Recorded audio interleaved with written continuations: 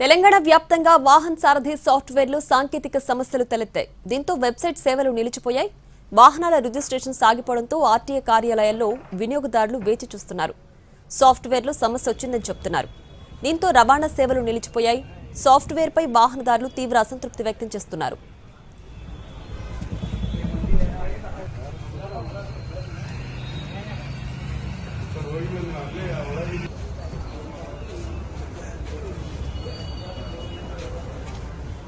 తెలంగాణ వ్యాప్తంగా వాహన్ సారథి సాఫ్ట్వేర్లో సాంకేతిక సమస్యలు తలెత్తాయి. దీంతో వెబ్సైట్ సేవలు నిలిచిపోయాయి. వాహనాల రిజిస్ట్రేషన్ సాగిపోవడంతో ఆర్టీఏ కార్యాలయాల్లో వినియోగదారులు వేచి చూస్తున్నారు. సాఫ్ట్వేర్లో సమస్య వచ్చిందని చెప్తున్నారు. దీంతో రవాణా సేవలు నిలిచిపోయాయి. సాఫ్ట్వేర్పై వాహనదారులు తీవ్ర అసంతృప్తి వ్యక్తం చేస్తున్నారు.